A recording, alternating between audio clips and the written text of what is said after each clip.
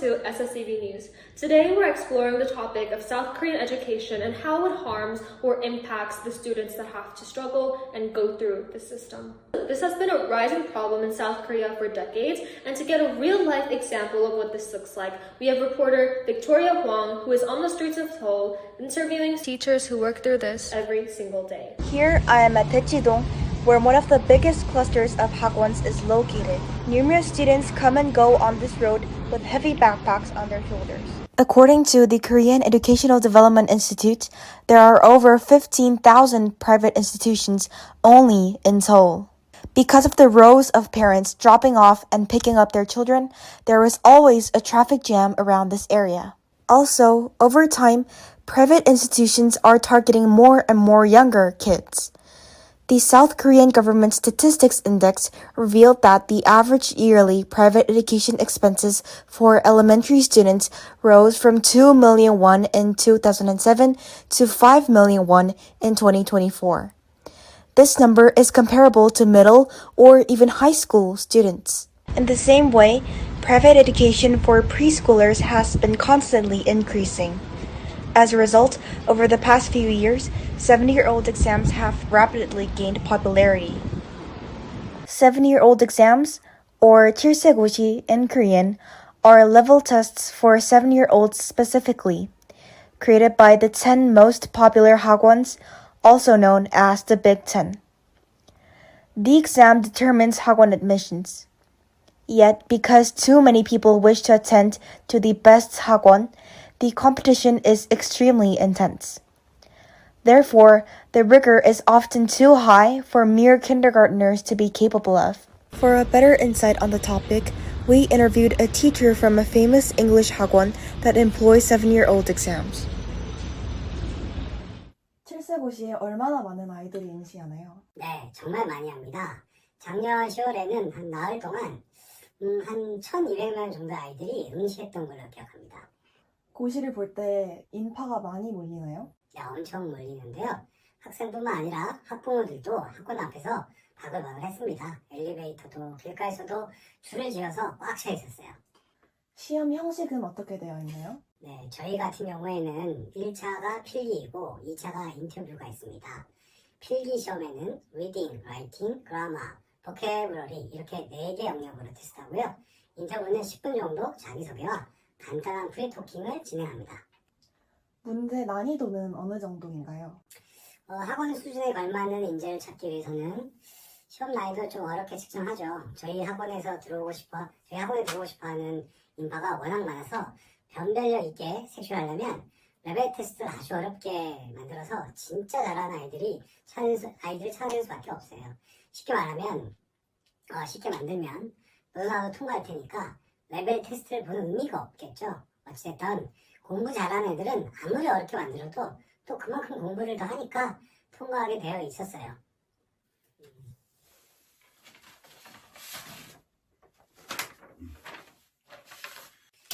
네, 이게 라이팅 부분 예시 답안이에요. 이 정도는 해야 저희 학원에서 프로가 할 수 있겠죠.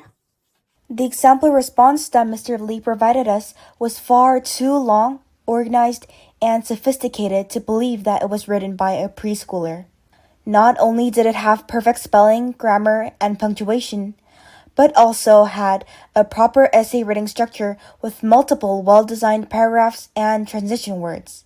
The extreme difficulty of the 7-year-old exams, in fact, led to the creation of prep hagwons, which are smaller hagwons dedicated to preparing children for the 7-year-old exam. These prep hagwons are not discouraged by the Big Ten. Rather, the Big Ten see it as a valid method to improve a child's studies. 칠세고시를 준비하기 위한 일명 프랩 학원의 존재를 아시나요? 그에 대해 어떻게 생각하시나요? 네, 알고 있습니다. 프랩 학원이 있다는 건 저희 학원이 유명하다는 것에 대한 반증이기도 하니까 나쁘지는 않다고 봅니다. Further, even after students pass the arduous exam and they finally are admitted into those prestigious hagwons, unfortunately, the exam is only a preview of the brutal cycle of studying they would soon go through. 학원 커리큘럼은 어떻게 되나요? 저희는 기본적으로 초등학생을 대상으로 한 1년 하고요. 학년마다 수업 내용이 조금씩 다른데 각 학년마다 그래머 교재랑 저희가 자체 개발한 라이팅 또 리스닝 교재가 따로 있어요. 매달 새로운 책 2권씩 읽게 해서 리더처도 가르쳐줍니다. 교육 일정은 어떻게 되나요? 월수반이랑 수공반이랑 화목반이 있습니다. 수업 한 번에 3시간 하고요.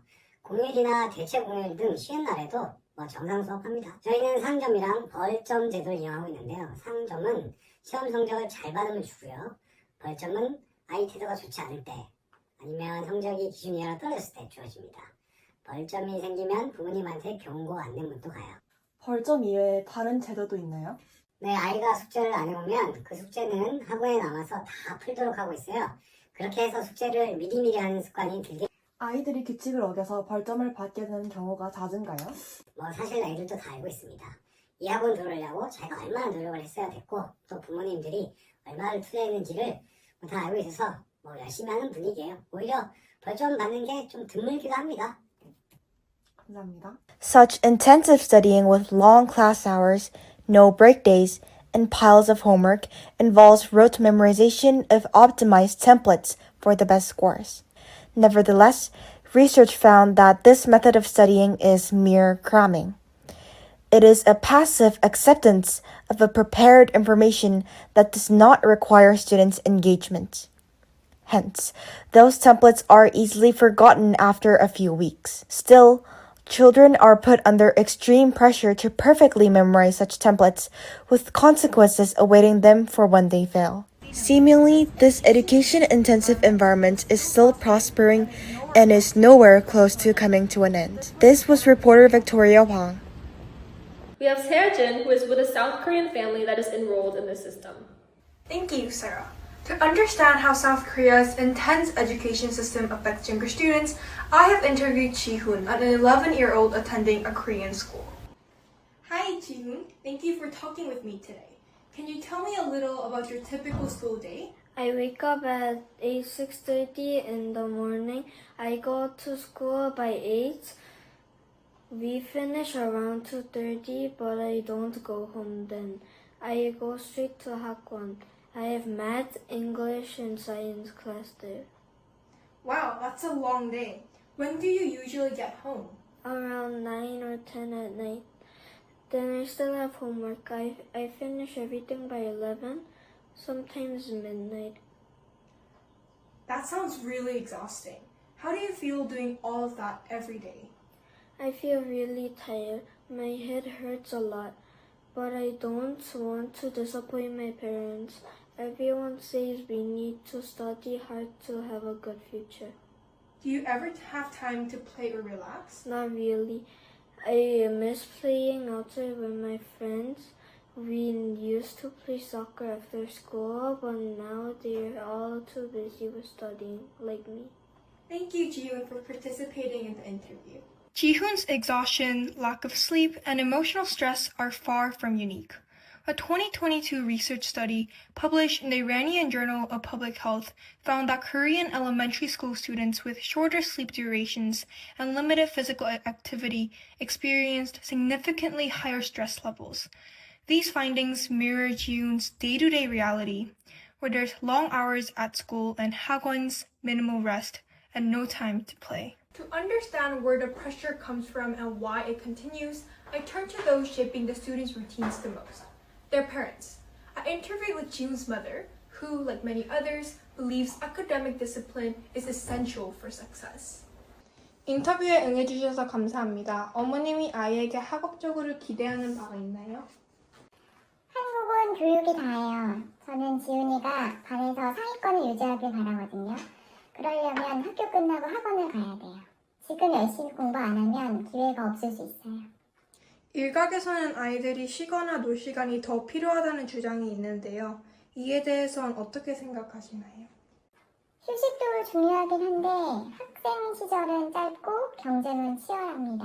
저는 그냥 지훈이에게 가장 좋은 기회를 주고 싶은 거예요.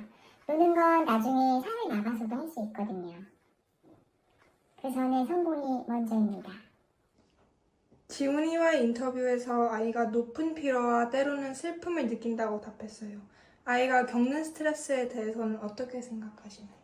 걱정은 하죠. 그런데 스트레스도 인생의 일부분이잖아요. 적당한 스트레스는 해야 할 힘을 준다고 생각합니다. 그리고 스트레스가 도를 넘어서 지훈이가 힘들어할 정도가 되면 저는 아이랑 대화도 하고 그러면서 케어를 해요. 남들한테 안 밀리려면 아이를 가끔은 강하게 푸시해야 해요. 그게 현실이잖아요. 교육 시스템이 변화가 필요하다고 생각하시나요? 아니면 한국에서 성공하기 위해서는 이 시스템이 꼭 필요하다고 생각하시나요? 힘들긴 해도 확실하죠. 지금껏 우리나라 사람들이 그렇게 했고 이렇게 해서 이만큼 경제가 발전한 거잖아요. 이게 우리나라만의 방식이라고 생각합니다. 그래서 공부량을 줄이는 건 불가능해요. 속도를 늦출 만한 여유가 없어요. 아이에게 심한 압박감을 주는 것에 대해 죄책감이 들지는 않으시나요? 아이가 아이로서의 경험을 놓치고 있을 수 있지 않나요? 가끔 그렇게 생각하죠. 지훈이가 스트레스 받는 걸 보면 마음이 아프죠. 하지만 저는 이게 아이의 미래를 위한 거라고 생각을 합니다. 지훈이는 아직 어리니까 큰 그림을 이해하지 못하겠지만 시간이 지나면 감사해야 할 날이 올 거라고 생각합니다. 그러면 아이의 교육 방식을 바꿔보자는 생각을 해본 적 있나요? 아니면 압박을 줄이거나 한 걸음 물러서 보자는 생각은요? 해본 적 있죠. 사실 가장 고민되는 부분인데요.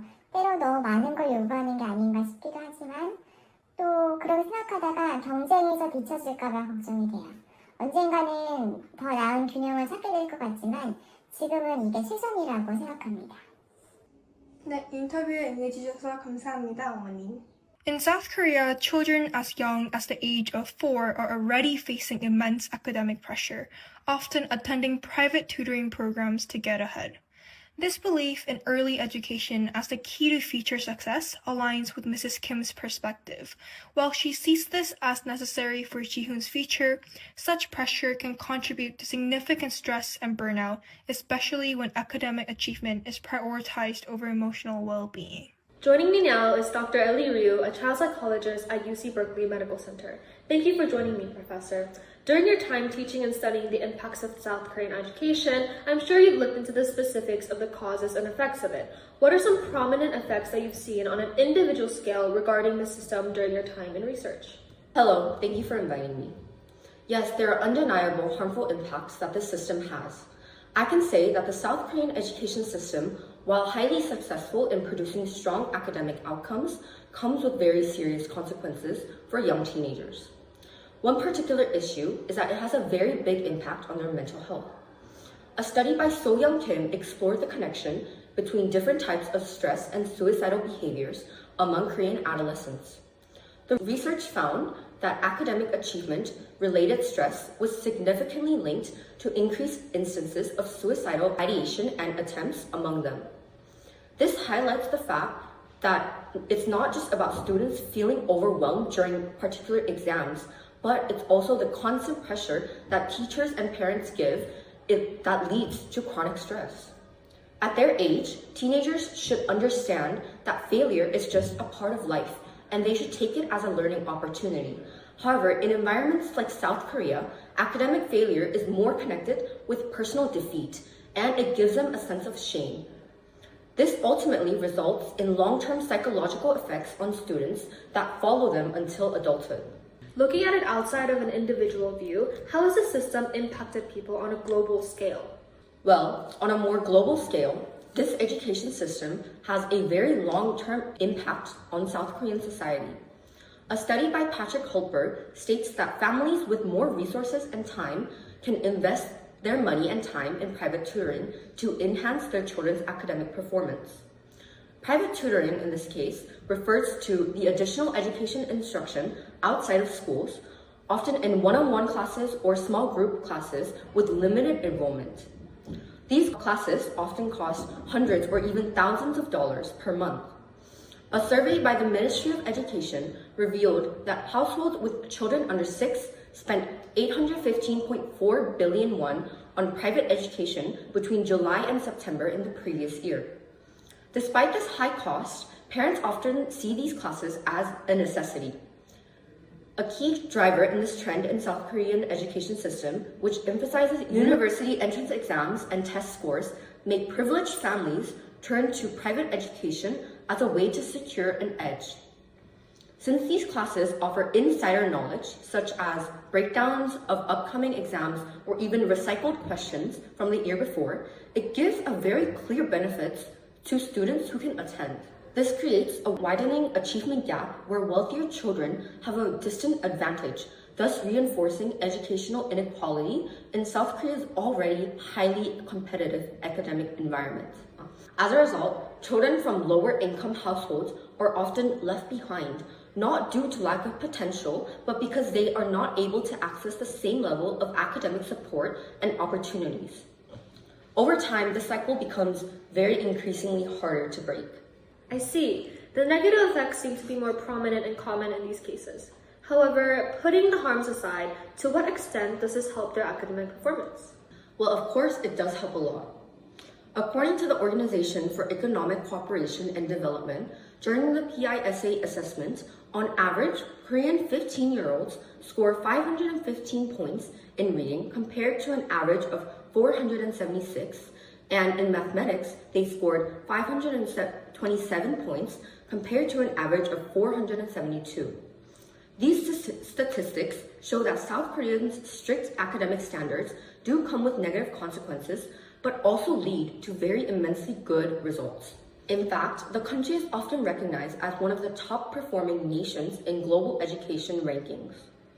Academic performance also influences the economic growth of the country, which is pretty prominent. That said, even though there are very clear benefits, they exist alongside serious concerns about mental health, inequality, and the students' general well-being. While the results are pretty impressive, it is important to know at what cost these outcomes are achieved in. It seems that though these systems come with multitudes of harms, they're in fact very helpful for literal education. Continuing on, for those who are younger, for example, children who are under 10 years old, who don't experience the harshness of the high school Korean education system, does this still impact them significantly as well? Well, in a country like South Korea, education starts from very early on. Even at the elementary level, students are enrolled in strict after-school programs called Hwang. The early introduction to academic pressure and structured learning leads to reduction in creativity and social development factors that are very crucial during early childhood. While these students may develop strong bases of learning, such as doing math, reading, and writing, they are more likely to lack emotional regulation, socializing, and intrinsic motivation for their success. According to Sang-Yong Park, academic demands and extracurricular activities contributed to stress and insufficient sleep among elementary students. The study emphasized the need for balanced schedules to promote better mental health in children. In a recent study presented by Kim Eun-young, a senior researcher at the Child Care Policy Institute, early education may negatively impact emotional development, including self-esteem and decreased life satisfaction. Thank you for taking the time to provide more insight into this rising problem. Lastly, what are some possible solutions that parents, teachers, and students can take into consideration to help mend these problems? Well, yes, there are many solutions to this issue. For instance, according to Jonathan A. Jarvis, strong family and school support networks can mitigate academic stress and enhance mental health outcomes. Especially in strict environments such as South Korea, strong family and friendship bonds are very important when coping with environmental pressure, since they provide emotional grounding and help them understand that failure can be a learning opportunity and not take it as a personal flaw. Encouraging peer connection and a more open family environment leads to adolescents and children having a more stable psychological growth. And while yes, systematic changes are necessary and the country's educational environments should change, it is more important to note that as of right now, the best thing we can do for these students who are struggling under pressure alone is to let them know that they aren't alone. And more importantly, it is okay to fail sometimes, and no one is perfect. It is surely important for everyone, especially for those who are younger, to understand that failure is a part of life. That solution is definitely something that people can implement into their lives to help their children overcome the mental strain of South Korean education. Professor, thank you so much for joining me today. Thank you for inviting me, and I truly hope that the teenagers in South Korea get the support that they deserve. Thank you for joining us and learning about the South Korean education system. Next will be the weather forecast for this week. This is Sarah Kwon.